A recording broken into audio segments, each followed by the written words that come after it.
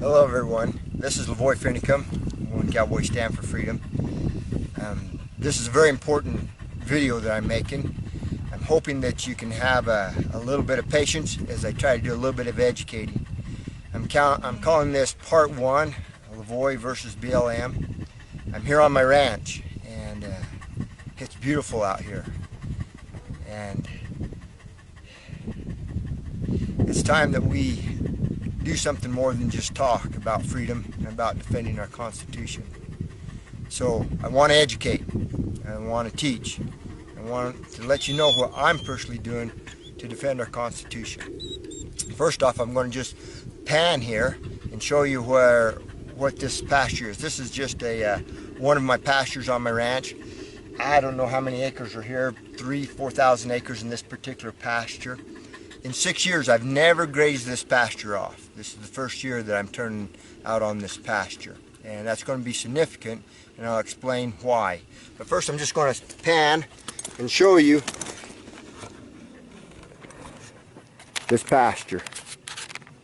Okay, as you look around, this is my reservoir. Call this my Upper Kent pasture. A few of my cows sitting on the reservoir.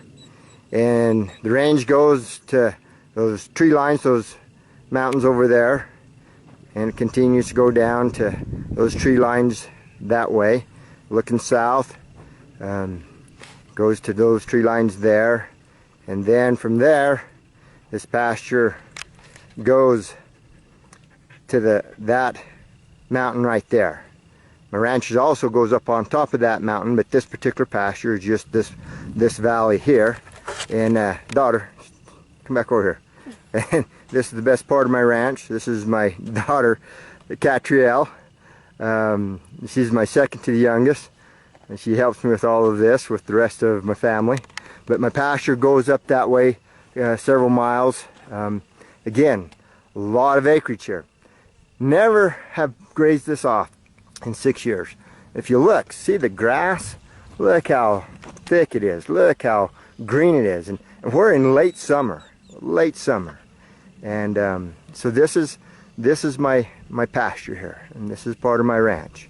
This grass, I own it. It's called my grazing rights, my forage rights. And these cows are fat and sassy and looking good. And got a few more of my cows down under some trees down there. I'm not very good with technology, but they're down there. So let me move forward here. Put this back down.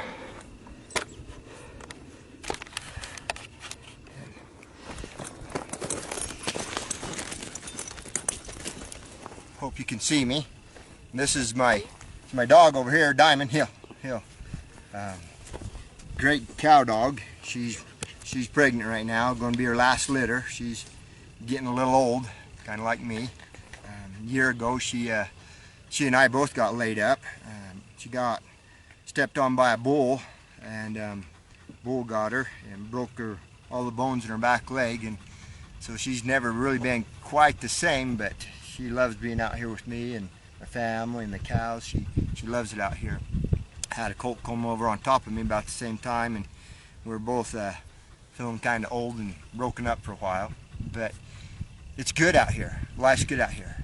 Now the reason I'm making the video, and this isn't about cows, this isn't about grass, it's not even about my dog, but it is about my family, and it is about freedom, and it is about the Constitution. I've never been crosswise with the BLM in all the years that I've owned my ranch here. Never had a trespass filed against me. I've never been over what they call the AUMs, which means how many cows I should run. Like I said, I've never run for 6 years in this very pasture here. The point is, they claim that this is theirs. And I claim that the forage right, the grass, is mine. And so let's go to the Constitution, our supreme law of the land. And this is the point, this is the rub, and this is the focus. In Article 1, Section 8, Clause 17, let me start by going back and laying down the intent of our founding fathers and the intent of the Constitution. Our founding fathers came out of tyranny. And they were really concerned that this land be a land of freedom. So they did several things. One of the first things they did when they laid out the Constitution was they divided the powers into three branches. And we all know what those are: the executive, the legislative, and the judicial. So we have three branches of power. So they separated those. And the other thing they did to keep from having a centralization of power into a central government, which increases or decreases the freedom of the individual, is that they limited the amount of land mass that this central power could control, called the federal government. Because if you can control the land, you can control the food production, you can control the people. Now, currently the BLM, or the federal government, lays claim to 1/3 of the land mass of the United States. Put that in perspective. You've got to put together the country of Germany, and you must combine it with the country of France. Then you better put in Italy, Spain, throw in Portugal, and then throw in Britain. You got to start throwing all those countries together to begin to get them close to the comparison of the land mass that the federal government owns, say that they own and control. Now, and in this land mass, they claim to have what's called exclusive legislative ability. And what they have done, they have combined all three branches of power. And I'll explain that. You have bureaucrats that sit behind desks, and they will write a statute or a regulation, and it has the effect of law, and then they implement that. And now that regulation is enforced by federal rangers who are armed, and they can enforce it. They're empowered to enforce it by lethal means if necessary. If a person gets crosswise with one of these statutes, they're then hauled into a federal court and tried by a federal judge. All three branches of power combined under one head. Now, none of these people, do we the people here over whom this is imposed upon, have the power of recall. In other words, we don't elect them. They are not accountable to us. And so our founding fathers knew that that was a potential of combining great power under one head. So they limited, by the letter of the law, what land that the federal government could control. And it's found in Article 1, Section 8, Clause 17. Let me read it to you. I've shared this before, but let me read it to you again. It says, referring to the federal government, it says, to exercise exclusive legislation in all cases whatsoever in such districts not to exceed 10 square miles as may by secession of a particular state and the acceptance of Congress. What is that 10 square miles? Well, that's Washington, D.C. Washington, D.C., the seat of the federal government. That's proper and that's appropriate. They go on. It says, to become the seat of the government of the United States and to exercise like authority over all places purchased by the consent of the legislature of the state in which the same shall be for the erections of forts, magazines, arsenals, dockyards, and other such needful buildings. Okay, they limit the federal government to purchase only those lands needful for the defense of our country: docks, arsenals, forts, and other such needful buildings.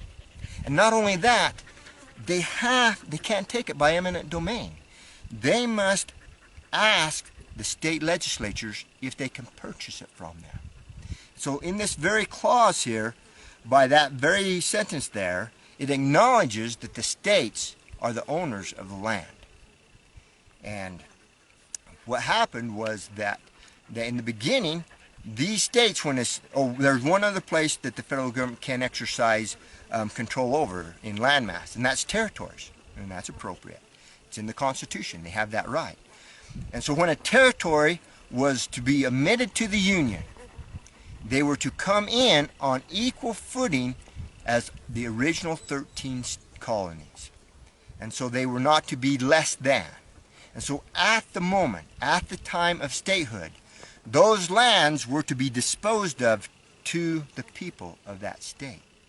And if you look on a map, you can see that that procedure was followed until you start getting out here west.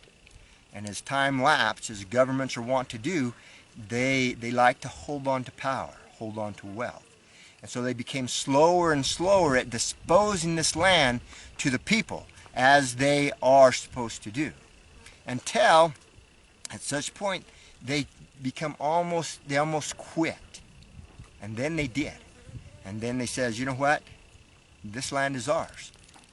And they said that we own it. And let me give you a little history on this. I hope you'll follow along with me a little bit here, because it's important to understand this. And it's important to understand so that you can understand who is lawful and who is unlawful. Well, let's actually go to what I'm particularly involved in here, and it's called grazing rights. Now, grazing right is a right that is established by prior appropriation. It is a natural right, and preemptive or prior appropriation is the legal term, and that's how property rights are established, and it's called common law or natural law. For example, I explain this to people to help them to understand this. We understand rights when we look at lines. See, rights are not granted by the government, but a person claims right. There's three things to establish a property right. The first thing is you must claim it. The second thing is you must use it. And the third thing is you must defend it. And I'll do a quick analogy so you can get the gist of this. Okay. We all know about lines. We stand at lines at the grocery store. We stand at lines at the DMV. We stand in lines at the movie theater. Okay. When you stand in line, you create a right. It's self-evident. That's where our founding fathers meant. Certain rights are self-evident. In other words, I'm the first from the line at theater. I have established that by prior appropriation. And so that is claimed. I claimed it. And as long as I stand there, I'm using it. I'm not giving it up. And so I'm using it. So I claim it. I use it. Now the third thing is I must defend it. Well, let's go back to use it. I cannot, after I make this claim, walk away because it's taken too long, and I go get a hamburger and a drink, and then come back and the line is really long, and say, hey, I'm first in line. No, what happened? I lost that right because I didn't use it. Okay, now suppose I'm sitting there first in line, and the line is long, and in comes a bigger feller, and he says, man, that line is too long, and so he steps in front of me, and I can do one or two things. I can mumble and complain and step back, and in such case, I have given up my right. Or I can defend that right. Those are the two things. Well, what has happened? The federal government has come in and started claiming it. We have been here prior to the BLM being formed. These grazing rights were established. And I'll explain it to you. This particular grazing right here that we're sitting on, all this green grass, all this acreage here. Okay, I bought this grazing right from the ranching family by the name of Ballards. Ballards bought it from the ranching family called the Heatons. Okay, the Heatons were some of the first settlers in this country here. There's nobody grazing out here. There wasn't Indians out here grazing on this. There was nobody grazing here. They come out here and they create a reservoir, or they take a spring, they come with a little herd, and they say, you know what? Man, there's good grass, I got some water. I am going to claim this as my forage right, my grazing right. And so they did, and they used it. And then in would come another rancher with some herds, and they'd make them a reservoir over here or develop a spring over there, and they would run. And sometimes we ran in common. You know, we'd have good waters, and they say, okay, I'm going to run 100 head, you run 100 head, and it's called running in common. And, you know, eventually as time passed, we put fence lines on all the borders of these grazing rights. And when we had conflict, the bigger guy come in and says, you know what, I know you're here first, but I'm tough, and I I'm going to take. And so sometimes we fought and we shot each other over these grazing rights. Down in the central Arizona, there's a big old basin as you drop off the Mogollon Rim called the Bloody Basin. So we established things through blood, sweat, and tears. These grazing rights are natural rights. They exist sole and separate from any written law. The Constitution doesn't even give us these rights. We have the Constitution because we have these rights.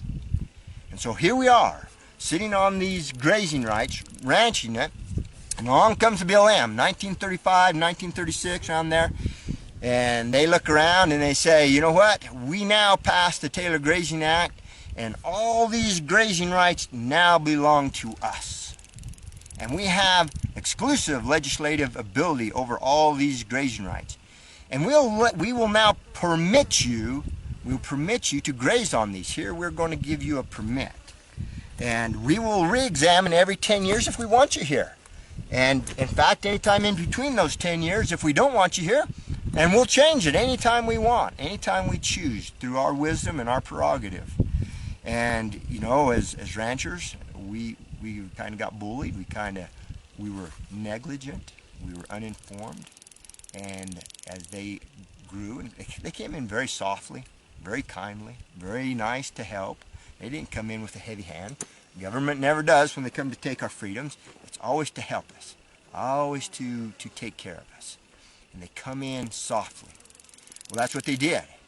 And they've continued to move forward. And so now they're claiming that this is all theirs. And so 1/3 of the landmass, they claim that they have exclusive legislative power over. No representation. That is not America. That is not in the intent of our Constitution, and it is not in the letter of the law. So this is the question. Who is the lawbreaker and who is the law abider? You know, I stood with Cliven Bundy, my friend, and his family, in helping them to get their cows back over this very issue. And, you know, I've never been one to try to cause problems. I didn't get in trouble in school. I always raised my hand. I always stood in line. To this day, I do not have a speeding ticket. So it's not in my nature to go out and poke my finger in people's eyes. But there's a time when we need to come and stand up for the Constitution. It is being eviscerated. It is eviscerated. We have lost it. Where does it exist? It only exists in the hearts of about 50 million Americans that understand it and have the fire of freedom burning in their breast, who's willing to stand up. And so many people, you know, good people, so what can we do? We've been voting, we've been donating money, and the candidates always promise to stand up for freedom. Well, what did we do? We gave the Republican Party the House and the Senate. What have they done? Nothing, nothing. And you think we're going to give them a Republican president and they're going to stand up on the Constitution and they're going to require the federal government to live within the frameworks that we the people have given them, namely the Constitution? It's not going to happen. But this is where it will happen, because this Constitution will be saved. The principles vouchsafed herein will prevail. And this is me doing my little part. So what I've done, I sent a letter to the BLM saying thank you so much for your help in managing my ranch, but I shall no longer need your help. I shall manage it myself.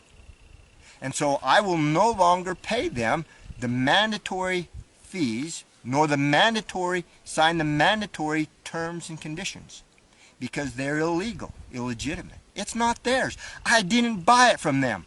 I bought it from the Ballards from the Heatons. Heatons established it. Okay, it's not theirs. It never was theirs. They're forbidden from having it. Okay, so let's make that clear. The first thing, if you're going to stand for freedom, you better figure out where the line is. Who's legal, who's lawful. Now, this is the first time that I am going crosswise with the BLM. I've told them that this grazing right is mine. For 6 years, I've not been able to graze off this green pasture, 3,000-4,000 acres. It might even be more than that. I don't even know. And so now I've got water in my reservoir. My cows need some pasture. And they say, well, you can't turn in here. We've signed, we've got a regulation on a piece of paper. You, Lavoy Finicum, cannot turn in here on this grass. We don't care that you've not grazed this off in 6 years. But we have on this regulation, on this piece of paper, that you cannot turn in here until October 15th. Well, by October 15th, my water in this reservoir may be dry. It probably will be dry. Then how will I graze off all this grass that is mine, that I pay for, that I fight every year to make my mortgage payment on? Everything I have is tied up into this. My home, my life. I spent my lifetime trying to obtain a ranch, to live like, you know, I loved as a young boy riding with my dad, chasing some cows on the weekend and stuff. And I always wanted to raise my family out here and raise them like this. So I'm putting everything on the line. My home, my dreams, my ranch. But I'm telling the BLM right now, I'm saying to you, this isn't yours. It's mine. Leave me alone. I'm bringing in my few measly little cows, and while I've got water in this reservoir, I'm grazing it off. Well, I was very kind and polite as I talked to them, sent them a very cordial letter, and so I get a call last week. Lavoy, you going to turn in there? I saw some cows down there. Yes, Mr. Range Con, I told you that I'm not recognizing you as the owner of the land. I didn't buy it from you. I'm not paying you. You know, it's not yours. My mortgage isn't to you, BLM. And so, and I didn't buy it from you. I bought it from the Ballards. It never was yours. And so yes, Mr. Range-Con, I'm turning in my cows there. It's grass. It's green. I'm turning in. It is August, middle August. So I'm August, September. I'm turning in about 8-9 weeks early. So we're going to have to trespass you. We're going to have to start documenting. I got to make this. I got to account to my supervisors. I understand that. Go ahead and do what you want. This isn't anything personal against you. It's just not yours. It's mine. So here I am. I'm beginning to document me as this individual standing for the Constitution. Now, there's a lot of talking, a lot of poking holes in the air with our fingers, and very little doing when it comes to standing for our Constitution. Oh, if we'll just donate to the right candidate, if we'll just donate more to the Republican Party, or we'll get a Republican there in the White House, and surely, it's going to all be better. That's crazy. That's crazy. Washington is not going to vote away power. For 100 years, it's taken 100 years to gather in this landmass and to seal it down. They have complete control over it. 1/3 of our country, America. 1/3 of our country. And these federal rangers that run around here, they're armed. Military style. They got their M4s. They got their tac vests. They got their bulletproof vest. You know, you saw them down there at Bundyville or Bunkerville. You saw them pointing their guns at us. They promised to shoot us. Dan Love, you're one of the head of them. You're the point of the spear. You're the enforcement arm of this. You know, you're not a good guy. No way you're a good guy. Nowhere do you have authority to run around here with policing powers. Nowhere do we the people give you authority by force, by lethal means if necessary, to enforce these regulations on these pieces of paper. You know, what are you going to do, Dan? You and the FBI? There's my few little cows right down there under that tree there. You going to come in here like you did with my friend Cliven and say, we're taking these out and you better not get in our way? Well, I'm telling you, leave me alone. Leave me alone, leave Cliven alone. There's some tough ranching families up there in Utah. Stanton Gleaves by name. Now you have 3, Mr. Federal Government, that's willing to stand for the Constitution. It's the ancient law of witnesses. You have a witness in Nevada, Cliven Bundy. You have a witness in Arizona, Lavoy Finicum. And you have a witness in Utah, Stanton Gleaves. We have 3 ranchers that are going to stand and defy you. It's not yours. and you know, breaking the law right now just by saying this. Just by saying this, it's what's called conspiracy to commit crime. And that's what you guys hauled that county commissioner into court with, Phil Lyman, and you convicted him. And he's going to face a year in prison possibly, and $100,000 to $300,000 in fines, because of this very thing that I am saying right now. I don't care. You know, if you go to the Bible, there's actually a story I really love. You might be familiar with it. It's called the captives that were in Babylon, by the name of Shadrach, Meshach, and Abednego. Three. Anyway, the greatest force upon the face of the earth at that time was the Babylonian Empire. Nebuchadnezzar, the most powerful man in the world. And anyway, he knows Shadrach, Meshach, and Abednego, and they're out there, and they make a golden image, and they command everybody to fall down and worship the golden image. And Shadrach, Meshach, and Abednego, they don't fall down. They don't worship it. And Nebuchadnezzar gets a little upset, but he knows him and calls him up there and says, Shadrach, Meshach, Abednego, what are you doing? What are you doing? You know, if you'll just sign these mandatory terms and conditions and pay your grazing fees, it's going to be okay. We can work, you know, and the music will play again, you just fall down. Worship the golden image, and it will be okay. And I love the response. He says, because, Nebuchadnezzar goes on, says, because who can save you?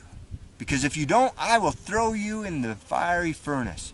And what God can save you from the fiery furnace? And I love the answer. It's great. Shadrach, Meshach, and Abednego replies, says, O king, we are not careful to answer thee. In other words, saying, you know, we're not going to measure our words. We're not going to be tepid. We're not going to be timid.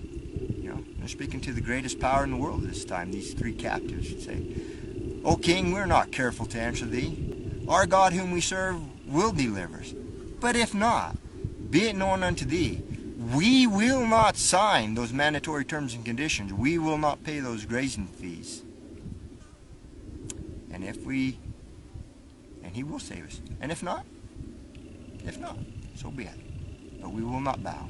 We will not comply. We will not bend. America, stand. If you want to know what you can do, here you go. Stand. I'll let you know what's going on. I'll keep updating you. I want you to download this so it doesn't get scrubbed from off the internet. Then share it, upload it, send it out. And you can follow me here. You can follow me here. You can follow Stanton Gleaves and Cliven Bundy. Here I am. And I'll document this as it goes forward. They've called me and said, okay, we're going to have to start doing something. Well, we'll see what the next step is. Maybe they'll just leave me alone. I hope they do, because it's not theirs. Stanton Gleaves has some county commissioners with some grit and some county sheriffs up there. He ranches in 5 different counties, and those county sheriffs are standing up against him. BLM says to Stanton Gleaves there, you can't turn out here in these pastures. And Stanton Gleaves says, yes, I'm going to turn out in these pastures. And the county commissioners and the sheriffs stand up behind him. Proper form of government closest to the people. Those county sheriffs are elected by those people. Those county commissioners are accountable to those people. They have the power of recall. And anyway, they back him down. Now, I've talked to my county sheriff here. I'm going to go visit with him more. He's been very friendly over the phone. I'm going to visit with him, shake his hand, take the measure of the man, see how deep his love is for the Constitution, see about his understanding. But whether he backs me or not, I'm going to stand. But he said some very kind things. The BLM tried to get him to give resources, the Mojave County Sheriff Department, man and power and stuff, to move against Cliven here recently, and told him no way. So good for him. We shall see how it goes. America, stand. The night is far spent. The Constitution has been shredded, but it lives in your heart. You know what freedom is and what freedom isn't. Stand, because when you stand, others will stand with you. And God can't stand with you if you don't stand. Once you stand, you can expect the hand of providence to be over you. Don't matter how it ends, it matters how you stand. This is Lavoy Finicum. One Cowboy Stand for Freedom.